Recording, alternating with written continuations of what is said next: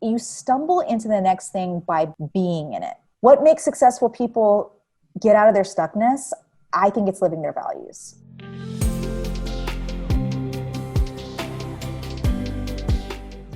Hey everybody, welcome back to Tales from the Journey. I'm Stephanie Zamora, and today I am so thrilled to be here with Jen Kem, who is a absolutely brilliant marketing and brand strategist who I feel so blessed to have been connected with for the last decade and to be able to witness her journey and her growth and also learn from all of the amazing things that she puts out into the world. So Jen, thank you so much for being here. Stephanie, thank you for having me. Yeah, I would love if you could start by sharing just a little bit more about what it is that you do.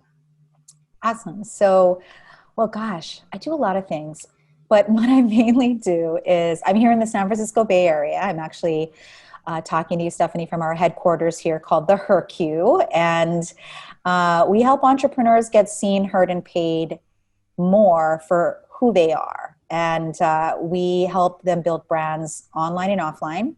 And then my second company, we help corporations build their teams to make a bigger brand impact with their communities. So we're busy. My first job really in life is mom and wife. And so I have 3 kids, age 6 to 24. And my husband is the self-proclaimed stay-at-home dad, and we just make it work between our HerQ here in the Bay Area and in Honolulu, Hawaii, which is our other place that our company operates out of and where I'm from. So yeah, that's what we do. Awesome. I would love if you could take us back to 2006, where you made a big leap and took a leap of faith in yourself and created your first business, and tell us all about that. Yeah, well, gosh, one of the things I tell people when I tell this story is that if you would have asked me back in 2005, would I be interested in being an entrepreneur, owning my own business? My answer would have been no. My dreams at the time were, I wanted to ascend the corporate ladder, and I wanted to show that an ambitious woman could rise through the rankings of the corporate world and make a big difference in that way. And I felt so strongly that I thought that was going to be my life path and the way that I was going to use the gifts that I was given to play on the planet. Yeah. And in 2005, I was up for a big promotion. And this promotion had been told to me that I was definitely going to get, because I had very wise words from a woman. When I was 22, I had a mentor in my life, my first job, and she was 33 years old. She had 2 kids under 3 years old. She looked like she was happily married, because whenever her husband would come around the office, they seemed to like each other. And I thought to myself, okay, that's the job I want in 10 years. And so I asked her, what do I have to do to have your job and have your life? And she said, great question. Here's my answer. Take all the projects no one wants. Because as a woman, especially, that's the way you're going to rise up the rankings further, faster. And so again, fast forward, I kind of dipped back, and then fast forward to 2005, I had been known as that project crusher, meaning in a good way. Somebody that the executives always called upon to lead big teams and be able to align teams and different personalities and, frankly, politics and drama inside of the workplace, and still be able to hit big goals.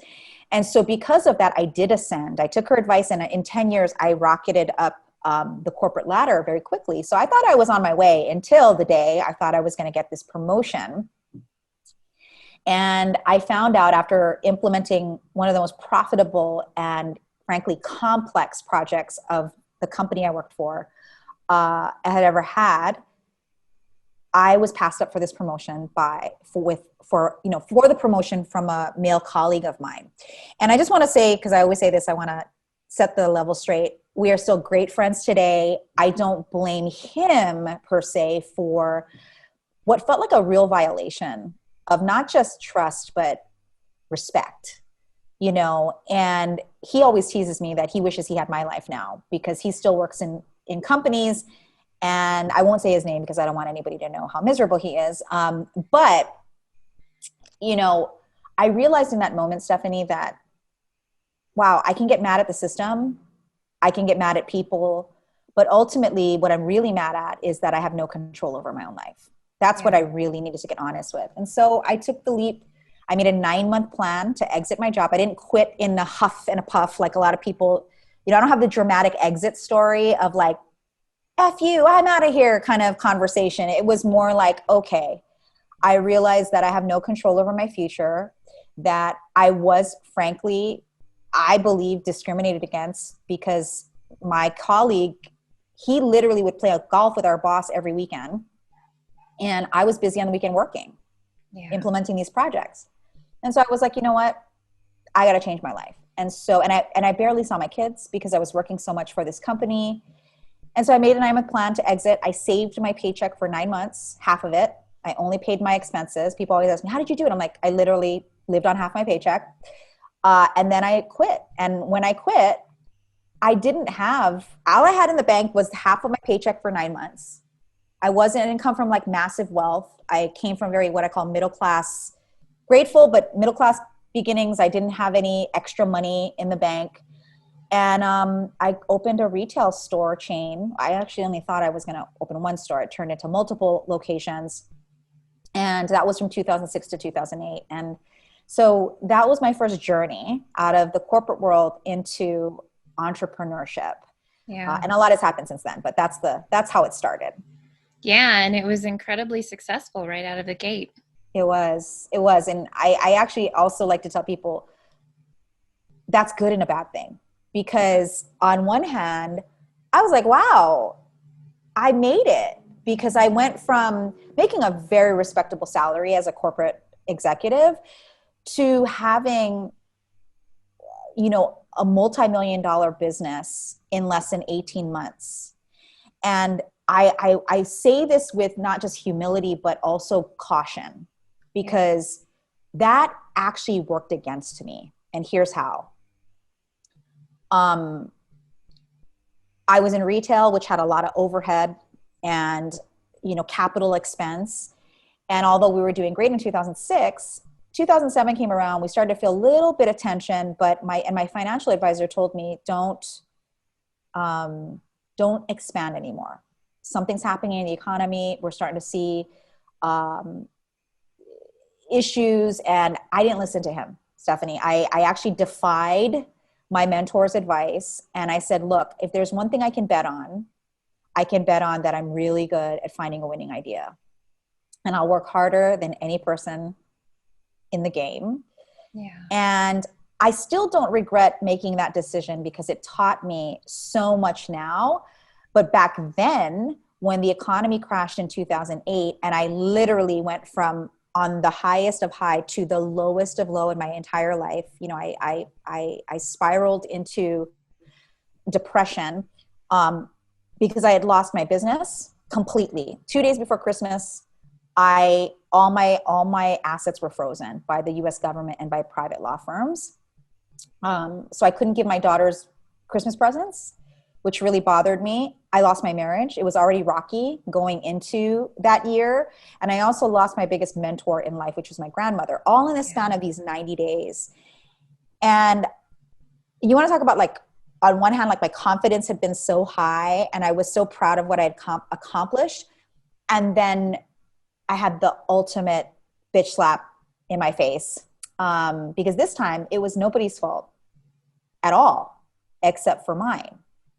And so it was, I always say to people, like, people like to hear like the surface level successes, and it was successful for the time that it was successful. But I think that's part of the problem today, which messes up people mentally and spiritually around growing a business and being an entrepreneur, is like, you hear only the success stories. Yeah. Or you even hear my story and might think, oh, I could leave my corporate job and be successful. And my answer is absolutely yes. I am proof that that's possible. But I also am proof that there was a lot I didn't know.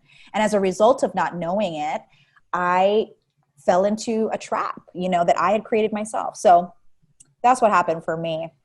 Yeah. And it was quite a dark night of the soul. And that's one reason I really wanted to have you on, especially considering the times that we're in right now. And a lot of entrepreneurs and everyone are really experiencing a Yeah. lot of loss and a lot of change to what they thought was going to happen. And I would love if you could share a bit more about that dark time and what you felt and how it really affected you. Yeah, I mean, I became what I consider functionally homeless after being shut out of my own house, my businesses, my bank accounts. And so I had to move back into my grandmother's house. And then she died. Yeah. And the good news, there's always good news and bad news because there's both sides. I didn't see that back then, but now looking back, I can. Um, I became catatonically depressed. If you knew me, if you really knew me and you hung out with me, you would never believe that I would sit on a porch. I lived in the country in Hawaii. Now, Stephanie, I know you lived in Hawaii too, and I'm from the country. I'm from the North Shore. It's called Wailua. It's where all the pineapple and sugar cane plantations were. My front yard was sugarcane. My backyard was sugarcane growing up. That town had not more than 4,000 people in it. It still doesn't. And I talk about going back to my humble country roots. And if you understood me, I always was like a fish out of water growing up. Like I was definitely a different human being. I used to wonder why God had like thrown me down in this little town because I couldn't understand. I never felt like I belonged. Yeah. But I had to return there in order to get back on my feet. And I just became catatonic. I literally, it's got to be at least for 3 months straight. I barely ate. I had withered away to less than 100 pounds. And I'm not a tall person, but people thought I was on drugs. They were worried about me. They were like, oh my God, she's on meth, you know? And no, I just stopped eating. And I didn't even know like that I had stopped eating. I mean, when I look back at it and go, whoa, like depression, anxiety, any type of mental, not just disorder, but fatigue or stress, a lot of times it just hits us. Like, and especially if you were a functioning, and I again quote, like person, and then all of a sudden a big change happens in your life, a trauma, a change, a something, and you don't even realize how you physically fall apart, but everyone else can see it. And that was my experience. I would sit on the porch. I would watch the cars go by. I was catatonic. I subsisted on green tea and cigarettes. I started smoking. Okay. And I just stopped eating. And I had 2 young daughters, 9 and 4. And we all had to move into this old country house that was like almost 100 years old. Definitely no air conditioning, okay, in the house, none of that. And I was like, we had gone from a really beautiful executive home with, 6 bedrooms and all of that. And one day my daughter just came out after 3 months of really feeling like they had to take care of themselves, because they really did it. They did. Yeah. They had to take care of themselves. I don't know how they did. And to this day, I'm so grateful that they were like Michaela, my oldest, was a little older, even though I had a guilt for so many years of putting that burden on her unknowingly. She finally just came. She was sick of it. Stephanie, she came out and she put her hand on my shoulder and she said, Mommy, you're Jen Kem. You know what to do. It's time to wake up now. Mm. And it's amazing for me. What I've noticed is like when you forget that people care about you. Yeah. You forget that, and it's not just the children, it's the adults. And I don't know. I can't even describe it. It felt like magic. Like when she put her hand on my shoulder and the aperture of my eyes shifted. I could see things clearly again. And I looked at her and I just said, oh my God, thank you. Thank you so much. And I promise you, Mommy is going to figure this out. I'm going to figure this out and we're going to get through this. And she even said to me, she wasn't crying or anything. She was like, I know. She was so assured. She was so confident in me. And one of the things I say today to anybody who's not feeling confident in pursuing what their dreams are, I say to you what my daughter said to me. Like basically, Mommy, you can borrow my confidence in you. Yeah. And I now kind of say the same thing. Like you can borrow my confidence in you because I see it. You just need somebody to see you, And so that's what happened. And from that moment on, I didn't look back. I considered going back to a corporate job because my identity in the corporate world felt more respected than the entrepreneur because I felt like a failure. Even though I had done 8 figures in business, I felt like a failure. But my soul told me, you had a taste of this, you know better, go try again. And knees knocking, teeth chattering, butt clenching, I really literally got out on the street and started knocking on doors. And, that's how I started my consulting company. And the rest is kind of history from there. Yeah. Oh my gosh. I get goosebumps whenever I read about or hear you talk about your daughter saying that to you, because I had a very similar moment after my loss and trauma and rock bottom, a mentor calling me up one day and saying, okay, it's time to get going again. Like, you've done the dark and twisty, you've been down and out, and I get it. And it's time to get started. And so I really resonate with that. And something that I talk a lot about from my own experience is how the fall is not the hard part. Like, we think that hitting rock bottom is the hard part.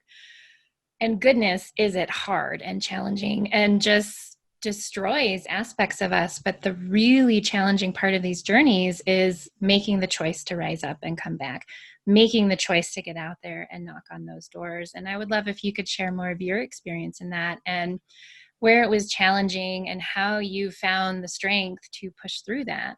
Mm-hmm. Well, thank you.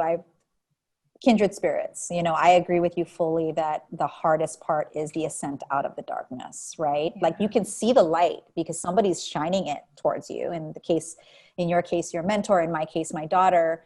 And now we have that opportunity to do it for so many other people. But going back to your question about, how that was, yes, it was hard. It felt, I had to get past my humiliation. It's amazing what the ego will do to you. And I believe ego is necessary for ambition. You have ambition, both sides of us. Like, you need a little bit of that. But when the ego overcomes you to the point of, again, wasting yourself away, not just physically, but your soul. The honest truth was, the first thing I did even before knocking on doors, so let's talk about that, is I got help. Yeah. I got support medically. I'm very transparent about that. I had, to be honest with you, I had a little bit of judgment against like getting psychological support. It's not that I had gotten it in the past for my bad marriage, like for the marriage that never worked out. But I was like, I don't have a mental problem. I just have a confidence problem. Right. And the other thing that was happening that I didn't mention is that I couldn't sleep. I would go days and days without sleeping at all. Like, I was wired. And I talked to a friend who was like, before you get out there, you need to go see a shrink. That's her words. She's like, you need to go to a psychiatrist too, by the way. Don't bother with a psychologist. Don't bother with a therapist. Don't bother with a holistic healer. She's like, you need to go get medical attention. Yeah. And I got to tell you, I was like, oh, it's not all that. It's not that dramatic. She's like, have you looked at yourself in the mirror? Do your jeans fit you? She's like, I bet they're falling off your body. You look like a bag of bones. She's like, you haven't slept. So since I was committed, since Michaela, my daughter, put her hand on my shoulder, I said, fine, I actually made this pact with God that was like, whatever the sign is, you're going to tell me, I'm just going to obey. And I'm not an obey person. I'm more of a, and so, but I made that kind of pact. I was like, okay, yeah, you're sending people my way to help me, and I need to be humble and take the advice. So I'm grateful, because I'm not saying this is the choice for everyone, but for me, that signal, I took it. I had the best psychiatrist. She's retired now. I'm sorry, everyone. She's retired. Her name is Dr. Suzanne Hammer. And she straight up, I love her. She's cut from the same cloth as me. I get into her room. She's a medical doctor, and she can dispense medicine. And I tell her, okay, so I know I'm depressed. I know I have anxiety. I haven't slept for days. And I'm just telling her what she needs to do for me, right? And she's like, okay, Missy. Okay, and this is what you need to hear. You need to sleep. She goes, most of the cure to any type of anxiety and depression is sleep. Like, yeah, you need to rest. And this is a little triggery for people, so I apologize in advance, but I got to say this, because she even told me, she goes, partly why people commit suicide, they just want to sleep from the terror that they feel inside. Yeah. And so she told me, I want you to sleep. And I was like, but I can't. She goes, I'm going to help you sleep. You're going to take these pills. And I got to tell you, Stephanie, I was like, I am not taking sleeping pills. I was all into like the true Hollywood story. I'm like, I'm going to take them. I'm going to become addicted. Yeah. You know, I don't want to be that person. And she said, girl, stop being so dramatic. Like, I'm going to give you 5 of these pills, not more than that. And you're going to take one every night. And you're going to sleep for 5 days straight. And we're going to see you again in 5 days. And then we're going to talk about what's next from there. And I was like, okay, wait. So this person is telling me to take sleeping pills. That's what she's doing for me. I literally called my friend. I was like, so she told me I gotta take sleeping pills. That's it. She's like, okay. So anyway, fast forward, I take the 5. I slept for 5 days. I mean, not straight, but she's like, here's the good news too. It's time released. So you're going to sleep for 8 hours and you're going to feel refreshed every day. And then now that your body is rested, now we can determine what you need next. And I think my point here is, this is my story, but if any of you are seeking therapy, psychology, psychiatry, all of the above, feel free to. I now realize that the way she did it for me was so special because she gave me what I needed just next to get through a hurdle. And then she assessed me again and then next. And so I feel so strongly that as an entrepreneur, I think entrepreneurial trauma is a whole category of trauma, period. Yes. And that if you're seeking support from an expert therapist of some type, see if they do that for you, because I have found that anybody who just wants to give you a pill, like she could have easily just given me Xanax. She could have easily said, but she's like, let's just let you sleep first. Yeah. Then you're going to get your hunger back. And then once you get your hunger back, then we'll see where your chemistry is and we'll talk about what you need next. And I love, no offense to guy therapists and whatnot, but I really feel because she was a woman, she got it. Like she got me. And I think people are afraid to go to psychiatrists because what Western medicine has shown is they just prescribe whatever will cover up the pain. And so my advice is, and I know this was long-winded, but my advice is try to find somebody who will approach your health in that way, and that your mental health is paramount. Yeah. We can't get anything done without our mental health. And so that's really what happened for me. And I'm a huge proponent for mental health support, that it should be if you're an entrepreneur, make it part of your business budget to have a therapist on call, whatever can support you. That's so critical. And honestly, I think it's more important than having a life coach. I think I would agree. It's hard to have a life coach and you still haven't released trauma. Like you're still not working on your past, because coaching is about forward, which is awesome. I believe in both. So it's like you need both. So, but coaching without therapy, and frankly, therapy, if you're an entrepreneur without some coaching forward, is just not as effective. But I especially think that if you don't have a therapist, but you only have a coach and you've never had a therapist, it's like you're trying to build on sinking sand. You're trying to build an empire on hollow ground, and you just need to get full again for you. And then you can build something epic and dreamy and amazing. So we just got to have honest, and we have to have good friends around us and good people around us that will give us that nudge and support and love. Yeah. I would love if you could speak to something that I hate about all the dark night of the soul and rising up and coming back stories, and even just entrepreneur success stories, is we don't talk about how we get by when things are hard in terms of financially. I know for me, I had to make some very strategic financial decisions as my business was failing because I had PTSD. I had to decide, what am I paying this month and what am I not? Like, where am I going to get money? And I had to borrow money at times, and I really had to lean on other people for support. So if you're willing, I'd love to hear, during that time before you were really able to get back out there and start knocking on doors, how did you make ends meet? Yeah. Oh, such a great question. I had to borrow money too. That's what it came down to. I'm Filipino. I'm an Asian child of a tiger mom. Let's just be clear. My mother, she's one of the people I admire the most in the world. And at the same time, she drove me crazy growing up because she had so many dreams for me.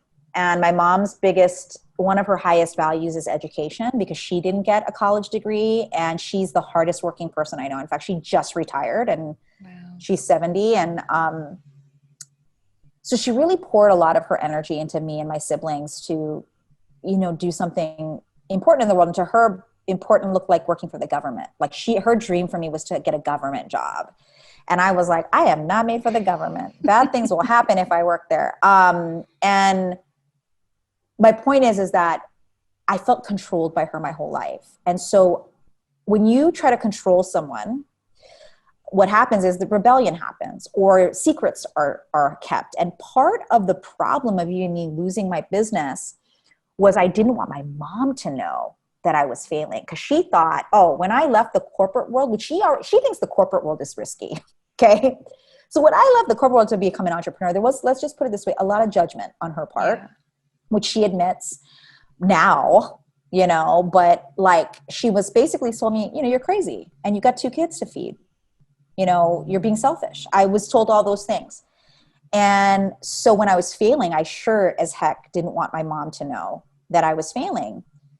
But she was really the only person I could think of, like, who would let me borrow money. Because my mom, she's not rich, but my mom is a saver and she's responsible. And anyway, so when I lost everything and I moved back into my grandmother's house, she still didn't know. She thought I chose to go there because my grandmother had died. I didn't even tell her that I'd lost my businesses. I was hiding all of it. So to answer your question, finally, in fact, one of the back to trade-offs, I did not want to file for bankruptcy because of the shame of my mother. My financial advisor was like, I'd already not listened to him one time. Second time, he was like, you need to liquidate everything. And he goes, this is why bankruptcy was created, for moments like this. You are a high integrity person. You didn't like cheat people. You didn't do these things. He's like, so go ahead and get it done. So, because the faster you liquidate, you can get back on your feet. I waited 13 months after that day that I got locked out. I should have filed for bankruptcy immediately, but I waited trying to figure out how to pay my bills and scrape by and super stressed. I maxed out on my credit cards to pay stupid debts that could have been, I could have filed. Second time, a charm, I didn't listen to him again. And all because of my mother. And it's not her fault. But it's because I didn't want her to find out, because that would be the biggest embarrassment, like me. And you know what actually the God honest truth is? You know what motivated me to do it? Is my grandmother had willed me her house. So this was like a gift. I don't like to think of it as like, obviously, like I would prefer for her to be around, because my grandmother was the most awesome human ever. But this is a house in Hawaii. It's old, but it had value. And the problem is because I was wrapped up in litigation, Stephanie, they were going to try to take that house. It was the last thing. And I was like, there's no effing way. My grandmother immigrated from the Philippines as an indentured servant, made 30 cents an hour, working in the pineapple fields for me to screw up and have the house she and my grandfather built with their own 2 hands taken away. I was like, there's no freaking way that's happening. So I had to woman up. And I had to say, I can't pay for this mortgage, because there was a second mortgage on it. So there was all these things. Anyway, finally I just had to make that phone call to my mom.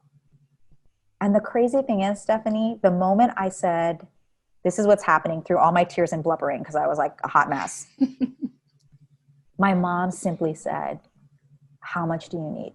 Mm-hmm. And it actually gets me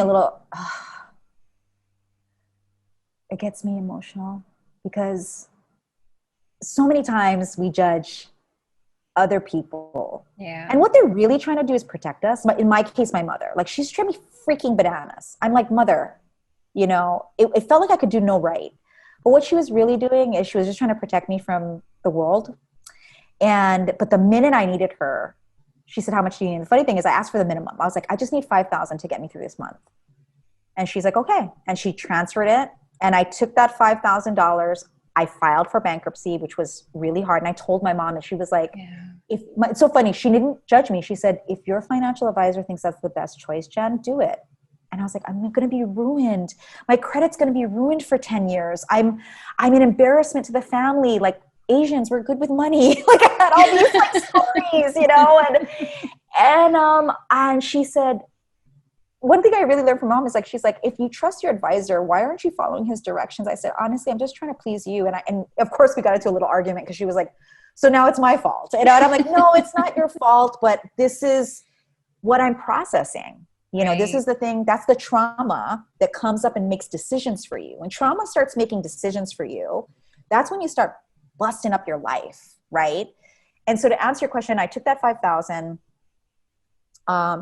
I filed for bankruptcy, and that's what gave me some of that peace of mind for a moment to get enough energy to start knocking on doors. Yeah. Because, you know, I always tell people, I have been poor and I have been rich, and rich feels better. Okay. But poor really, it can be a catalyst. If you just even give a millimeter of courage of telling people that you don't have the answer anymore. I've always felt my whole life like I needed to have the answer or else I wasn't qualified to live. And that moment in my life, 2008 to 2009, was a wow, like back to dark night of the soul. That dark night of the soul woke me up to all the things that didn't serve me, that I didn't need to hold on to anymore, that the only person judging me was myself. Yeah. And so even during these times, just to round that out, I get where people are feeling this way. And I've felt really, there's been moments of trigger big time for me this year, especially from that old story around the economics.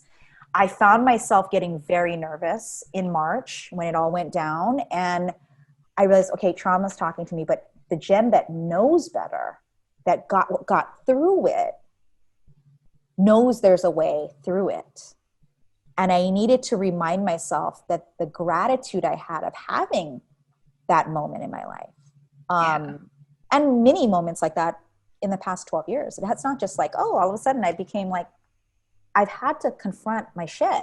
Like, you know, that's the thing, but that's where you have the most growth. So yeah, absolutely. I get goosebumps through so much of your story because I can relate to so much of it. I was so stubborn about filing bankruptcy myself. Like I waited about a year and a half until I was starting to make money again, but there was still no way at that point I could get back on top of that debt. Yeah. And my guy was like, if you're going to file, you need to do it now. It was so hard for me. Especially for women. I think that, you know, what's interesting about, I mean, because integrity is so important to me. Yeah, me too. And it's why I judge who's the president of the United States right now. Because what's interesting is, I would say overall, men, just as a generalization, I know it's not true of all, they will take those financial moves and go, it is what it is, and we're going to move out. There's another solution. I think women, as a generalization, for those, I love that we know each other and that there's many like us. That's why your podcast is also so important. That have this feeling of like, because we have to carry so much, that making that decision will ruin us. And the truth is it's a way out. It's a solution. I still stand by, I don't think it's the first thing you do. I think it's like, Let's think about it. What are the other options? But the moment you realize that unless you liquidate, there's no way you're going to come out of it, then it's actually an adult decision, not a wounded child decision, right, to make. But you need people around you who would be like, it's okay, you know? Yes. I needed my mom. I didn't even listen to the guy financial advisor who's a guy, back to like, he's like, people do this all the time. I actually remember him saying to me, Donald Trump has done this tons of times. This was back in 2008. He was telling me, he's like, that's how he got rich. Don't you know that? And back then I admired DT's, The Apprentice was on TV, right? And like everybody dug him, and it was like, okay, he's this hero, this financial hero. And he literally said, that's how DT got out. And I was like, oh, that's when I started taking it seriously. Isn't that crazy how we default to bullshit? It trips me out. Like, I'm just like, you know, so women, we just need to honor our knowing. And also trust people who have proven that we can trust them, you know, especially when it comes to financial matters. So absolutely.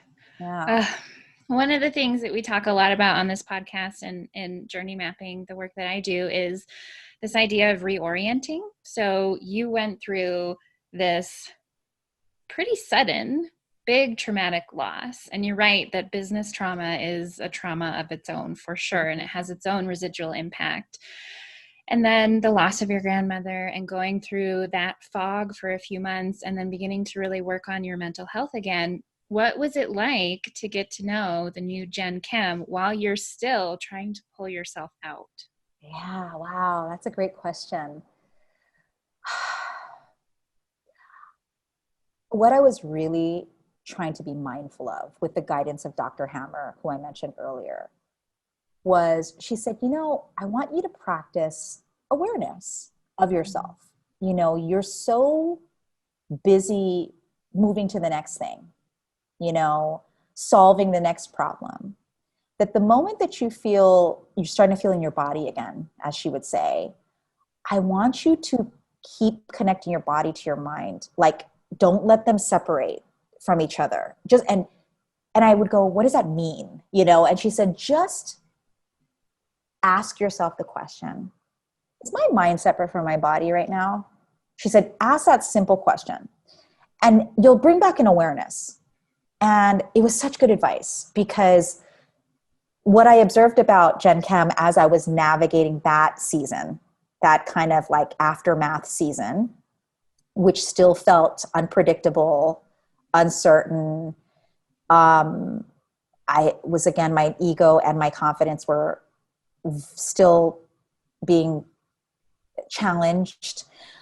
I would just ask that question when I felt like I was out of sorts. I would just go, is my mind and my body connected right now? And it was either a simple yes or no. She also said, there's no such thing as maybe, which I've taken to today, even the way that I consult and teach, is she goes, maybe is purgatory.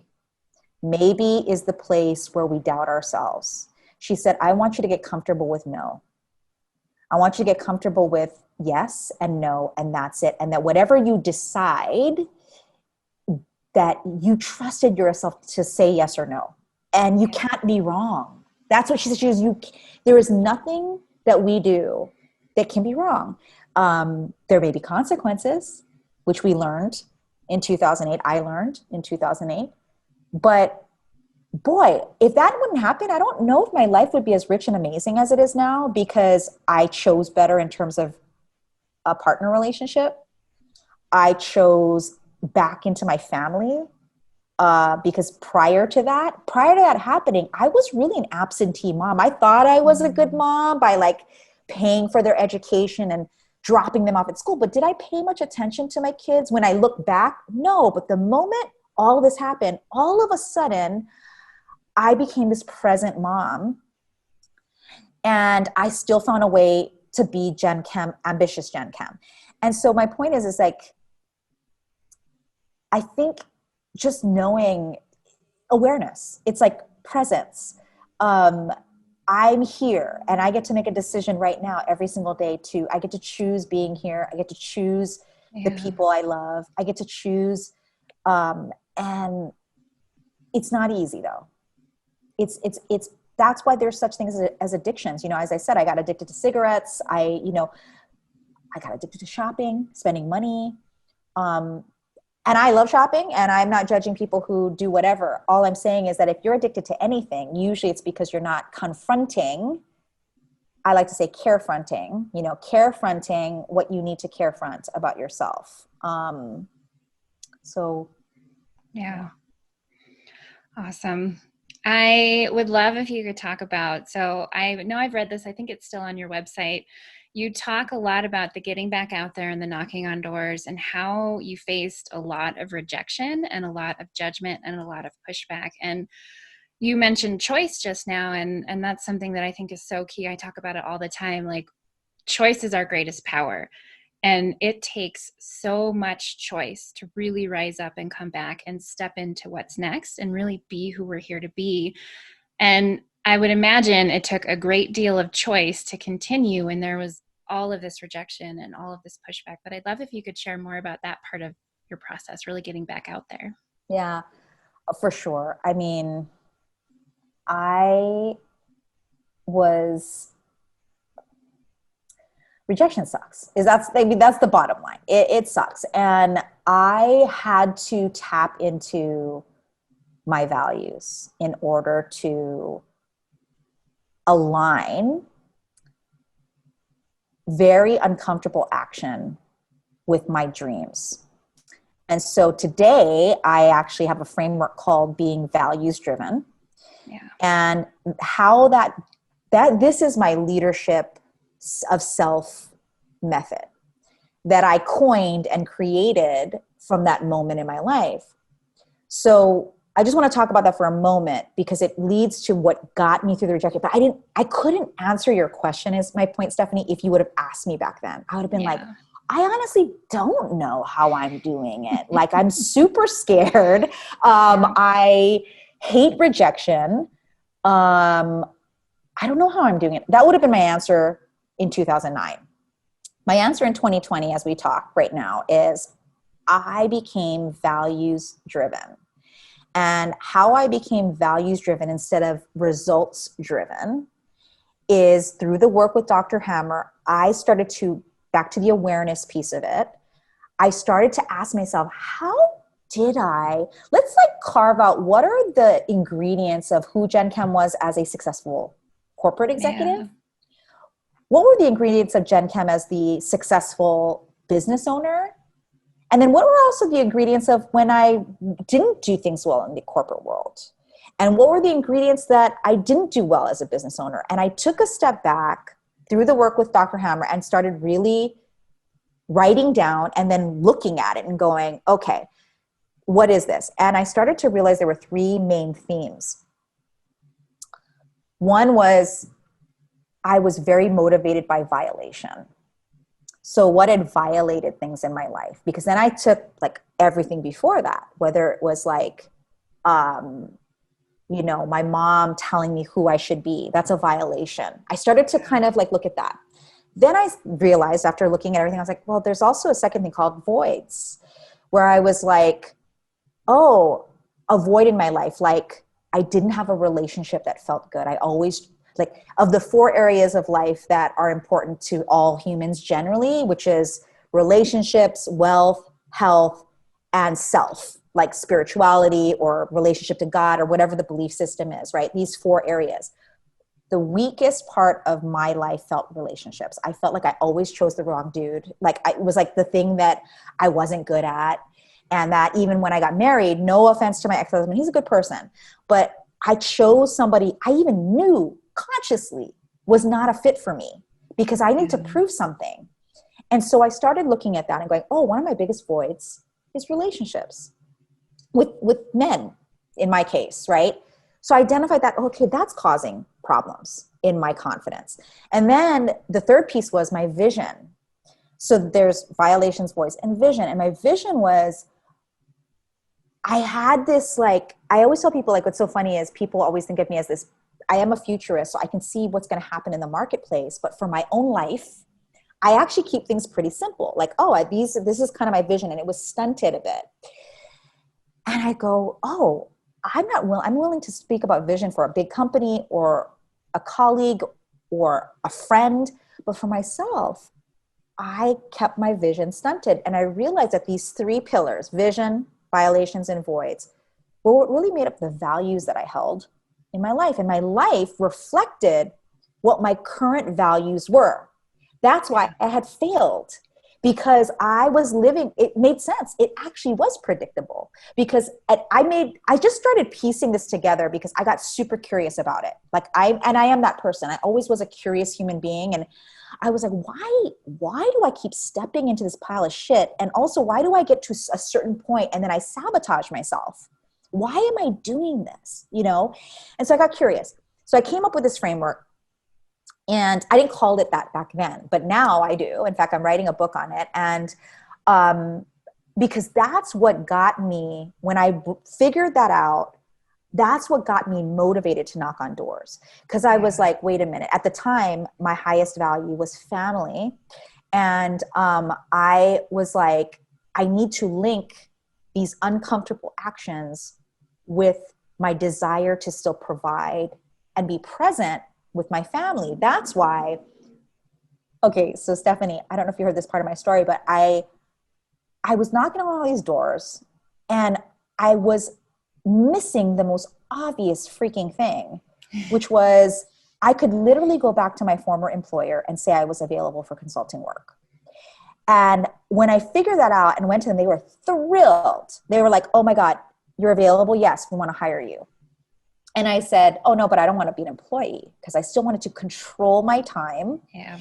And I said, I can give you, 20 hours a week and I want to make this much. And it was about the same as what I was making as an employee, as an executive. And they just said yes. And I'm not saying it could be that easy for most people. All I'm saying is that it was actually the one thing I was like, oh no. But I realized that that was my ego talking, like, oh, I don't want to go back to them and make them think that I need something from them. But the minute that I figured it out, it all changed. And it caused this ripple effect going forward. And I think you stumble. I love that you do this thing called journey mapping. You stumble into the next thing by being in it. What makes successful people get out of their stuckness? I think it's living their values. Like that's what it comes down to for me. That's what I came up with. There are a lot of ways you can get unstuck, but the why, that's what I was like, I wanted to know why. And that's my why. Yeah, it's beautiful. And it's our way of being in the world is so powerful. And that took me a long time to understand that it's not so much about what we're doing. The doing is influenced by who we're being in the world. And so if we can change our context, which I feel like is what the tapping into your values and really understanding them and aligning with them, it shifts our context and how we engage with the world. And then the way that we carry ourselves and how we engage with life and other people and everything influences our actions. And it allows us to create results that previously would have been impossible. So I love that you shared that. And I would just love if you could share, I mean, you have built such a beautiful, powerful company that I feel like you all are putting out such important content. And one of the things that I love about you, and I love that you talked about feeling like you've always been different, like you've always been out of place.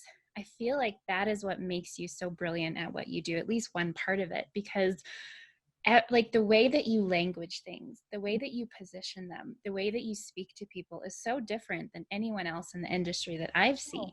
Well, thank And you. I think it's amazing. But I'd love if you could talk about how you've built this new company, one that has a higher profit margin than your previous company, and how your values have really influenced that, and just what it took. Yeah. Well, I think back to getting honest about my values. And I think that anyone listening now, you can do a little exercise around, do you know your vision? Can you identify the voids and the violations in your life? And some of that stuff you'll need tissues and someone possibly to hold your hand, because some of it's going to be very triggery. And I encourage you, if you need extra support, get it. But just taking that exercise and just taking a look at it and going, whoa, like how many times has that specific violation impacted a decision in my life? That, because they impact our decisions is what it comes back to. So when you ask, how did I, create this company, that from that, it literally was born from that. I didn't have the vision at the moment, but what really happened was I had the consulting company and I was feeling that stir in my spirit again that reminded me that I had ignored earlier in my career, that my vision was too small. And only small based on my standards, because I was doing well financially again. I felt comfortable. I was like, oh, amen. Thank God I've recovered. But then all of a sudden that little spark of, there's more here. There's more people you can help.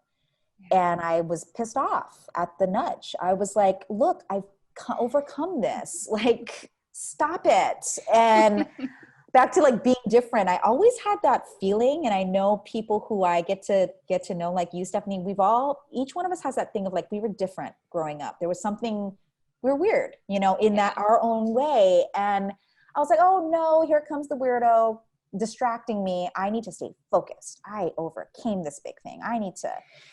And I realized again, I was trying to control, what the spark was. And I was, and this is crazy because I always say, okay, God, really? Like, really? You're both a comedian and you make me angry too. Like, because here's what happened. I literally, I had, my dad lived in the Philippines. He had retired. He lived in the Philippines. And I went to go visit him at Thanksgiving. And it was out of the blue. I got this hunch that I need to go fly to the Philippines. And it was weird because I hadn't seen him in over a year. But I don't know, I got this hunch. And I went to visit him and I told him, because he and I would have these great conversations over coffee. And I was like, Dad, I have this vision. I want to help more people. I want to help people like me, like people who overcame this and create a company through their expertise and their experience. Because my whole thing was, I realized that I had chosen the wrong business to start because I thought I couldn't take my experience and turn it into a business. So I chose another industry thinking that's what I should pursue.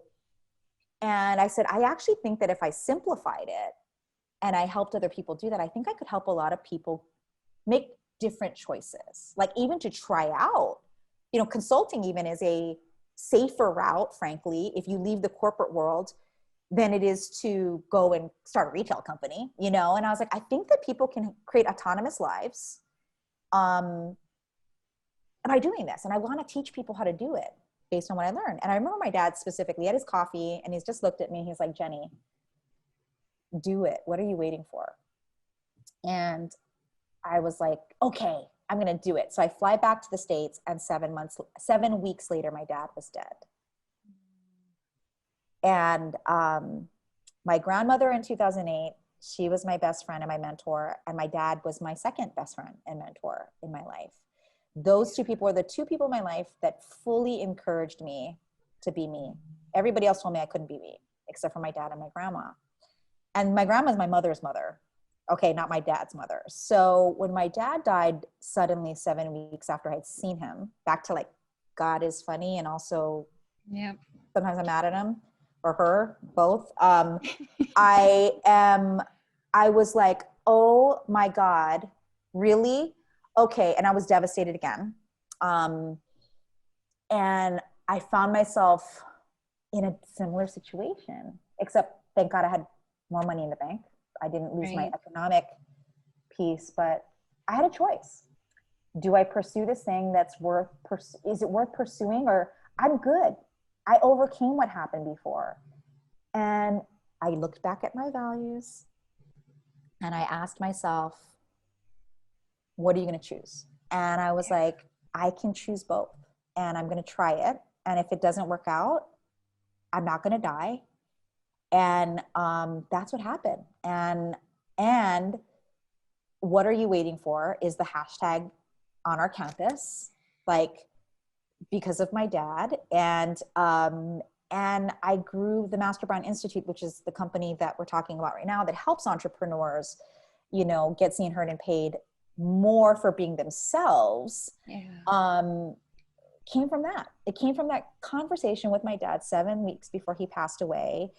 And I really believe that tragedy does also appear to teach us the choices we can have after it. And I wouldn't have appreciated it. And it's interesting because it's created also financial prosperity for me, which I was like, I almost thought I didn't deserve that. And so that's a whole thing I had to unwork and do all of that work around it too. And I guess finally, just even in conclusion to like the whole thing, I still have a therapist weekly, like I have a weekly therapy appointment to this day. To me, it is non-negotiable. It's just as important as my children almost.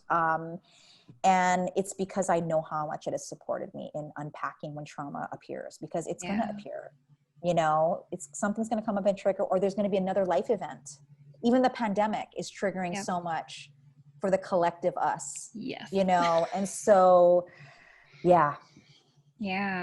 Beautiful. I would love if you could share where people can find you. We're going to put all your information in the show notes, but where they can find you, how they can learn from you, and how they can work with you.